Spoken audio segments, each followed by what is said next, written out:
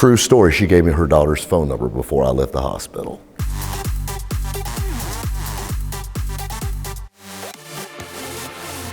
When I get good service, I always compliment it. You know, people go the extra mile to complain nowadays. With that being said, you know, recently divorced, 26-year-old, working in a new car dealership, selling Fords, old rabbit. Decided, you know what? Had a bright red Corvette, needed me something else. Bachelor, mad about town, I want to get me a motorcycle. What would be the best first motorcycle? A brand new GS6R, Suzuki. When I bought this bike in '07, it was brand new, it was a special edition. Yeah, there weren't many of them made. And the big thing was titanium exhaust, titanium header, titanium short pipe coming out. It was made by a company called Micron. When I bought my bike, they said, pick you out a helmet. We'll throw it in with the bike. And I said, take it off the bike. I said, if you keep the shiny side up, you don't need it. Now keep in mind, this is a guy that's never rode I've never stretched my ass across a motorcycle in my life at this point. And I've already bought it. So they put my exhaust on it. I picked it up 2 days later.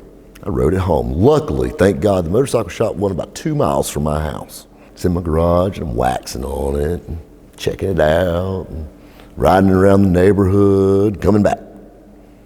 Go a little further and come back.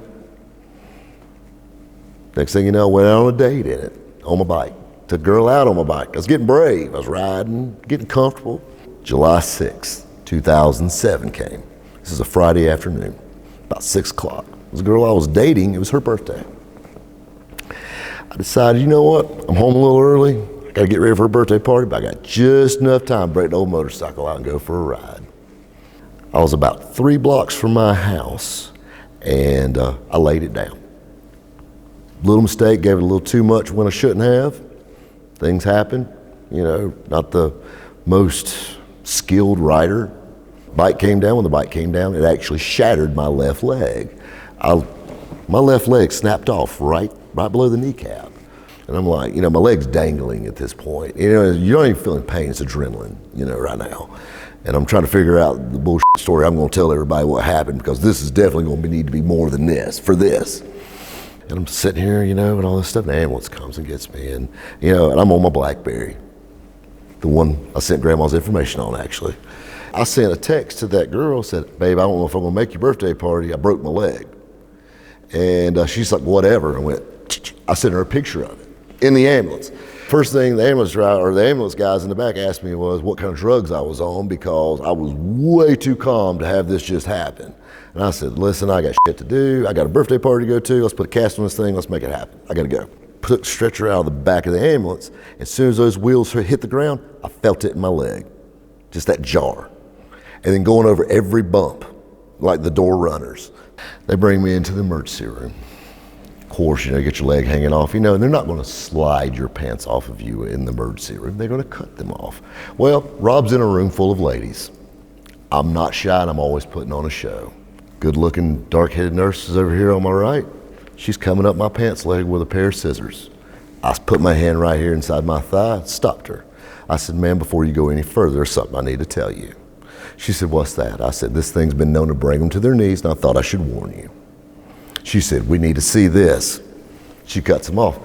True story, she gave me her daughter's phone number before I left the hospital. Doc done come in, I told Doc, I said, listen, you know, get me a set of crutches, and let's put a cast on this thing. I'll be at the bar tonight. I'm good to go. My Corvette's automatic. I don't need a clutch pedal. He said, well, let's see what this MRI says. He comes back, shows me.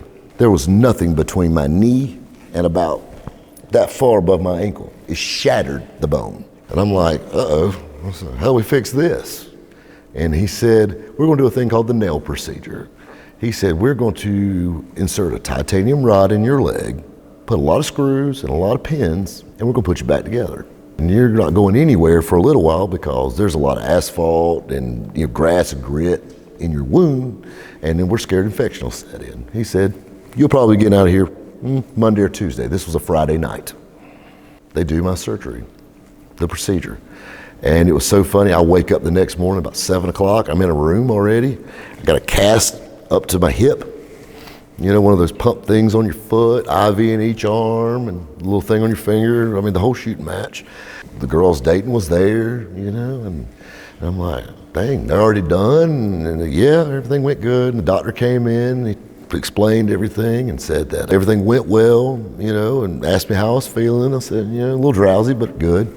And, keep in mind, got a little bit of pretty boy in me. I'm always got my hair fixed. I'm that guy. And, my hair's all over my head. I got dirt on my face still because they only clean the parts they work on. And I said, when can I take a shower? And he said, well, maybe tomorrow night we can get you a sponge bath.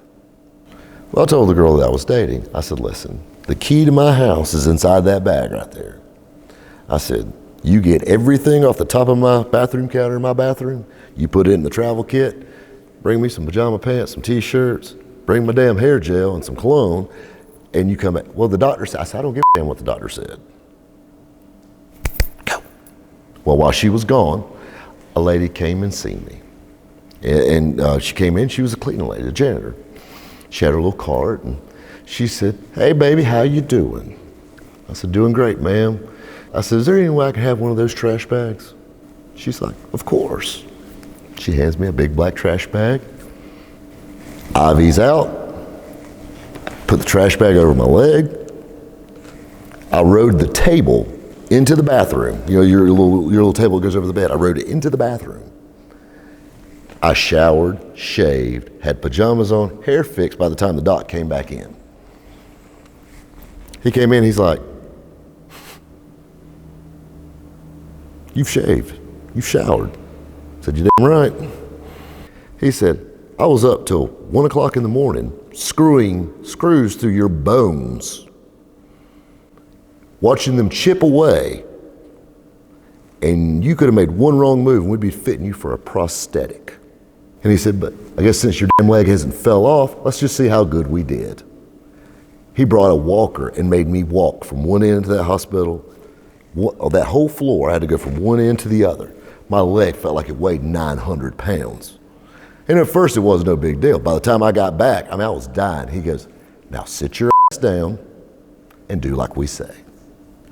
And I joked with the nurses when they came in. You know how a hospital works. I broke my damn leg, but they'll wake you up in the middle of the night to check your temperature. I'm not there for the flu, so I always joke around with them. I'm here to check your temperature. I'd roll over. We don't do it like that. I'm like, okay. And I got to be the little class clown on my floor, got to know everybody and got a phone number. That was kind of cool. Monday, they said finally I could go home from the hospital. So my girlfriend was picking me up, and of course, just like any other hospital stay, you get a bill for it. And I got it before as they were wheeling me out. Well, that bill was $48,000. No health insurance at the time. I said, got to do like anybody else. So pay it. That's all you can do. But while I was in the hospital, I had a little downtime. And I was talking about customer service and about when you get good service from somebody. I sat down, had a legal pad there, put the pen to the paper, and I wrote a letter. That's the very first time I've ever been in the hospital in my life. I've sold an x-ray machine before, but I've never been in the hospital. And I said, it was a very traumatic experience, but I said, the staff here made this so much better. And I was talking, and I dropped some names in there, including the nice lady that gave me the trash bag. She also kneeled and prayed with me while we were there. All the nurses were super nice, including the emergency room lady's daughter. Real nice girl. And just real good service, and just everything was great. I said, people will do anything to complain. And I said, I'll do anything to praise someone that gives me good service. And I said, I'll be honest with you, just thank you. And I dropped it in a little suggestion box on the way out. So the following Monday, I called the business office, gave her all my information, my social. I owed them $0. I had no balance. So let's check that one more time. She checked it. She said, yeah, we got where you were here, but your balance has been paid in full. Come to find out, the hospital, a lot of people donate when they pass away. They'll donate to the hospital and things like that. There's a special fund set up for that. And she said, apparently somebody thought your case was worthy of it. So it just goes to show you right there, a little praise can go a long way.